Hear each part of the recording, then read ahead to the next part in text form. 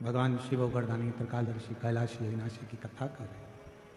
तारकासुर के 3 पुत्रों को मारने के लिए भगवान शंकर पशुपति नाथ बने।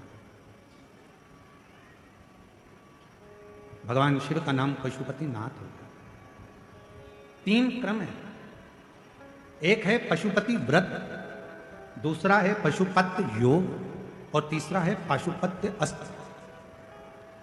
कलिकाल में संसार में हम लोग ना तो पाशुपत्य योग कर सकते हैं ना पाशुपत्य अस्त्र प्राप्त कर सकते हैं, पर अपनी कामना की पूर्ति के लिए भगवान से अगर कुछ पाना है तो हम पशुपति व्रत जरूर कर सकते हैं। पशुपति व्रत 5 सोमवार का व्रत है।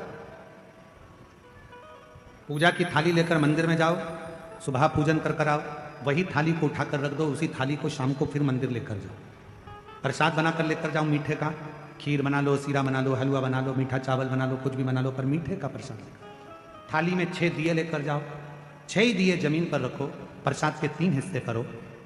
5 दिए प्रज्वलित करो, जलाओ, प्रसाद के 3 हिस्से कर दो।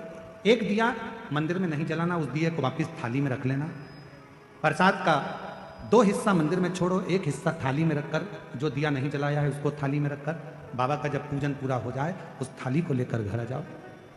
घर पर अंदर प्रवेश करने से पहले, घर के अंदर जाने से पहले सीधे हाथ की ओर घर में बाहर बैठ जाओ। सीधे हाथ की ओर बैठकर घर की ओर मुख कर जो 6ठे नंबर का दिया है जिसको मंदिर से लेकर आए हो बिना जले, उसको वहां जलाओ, प्रज्वलित करो, बाबा से प्रार्थना करो, आज मेरा पशुपति व्रत पहला है बाबा, स्वीकार करना।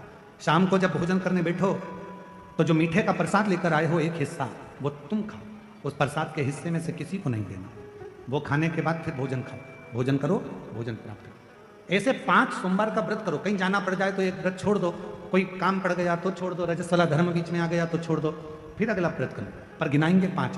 5वां व्रत जब करो तो अपने साथ या तो 108 चावल ले जाओ, या बेलपत्र ले जाओ, या फूल की पंखड़ी ले जाओ, या मूंग ले जाओ, कुछ भी लेकर जाओ।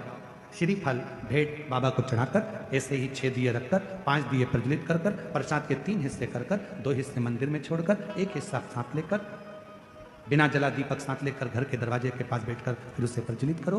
5 व्रत पशुपतिनाथ के पूरे आनंद के साथ बाबा से प्रार्थना कर करो। 3 महीने के अंदर बाबा तुम्हारे मनोरथ को पूर्ण जरूर करें। एक बार नहीं सुने, दूसरी बार करो, 2-2 महीने छोड़ कर करो, पर पशुपति व्रत करते रहो। जितना पशुपति व्रत फल देता है, जैसे पाशुपत्य अस्त्र में बल होता है, जैसे पाशुपत्य योग में बल होता है, उससे 1000 गुना ज्यादा बल पशुपति व्रत में होता है। इसलिए उस व्रत को धारण करो।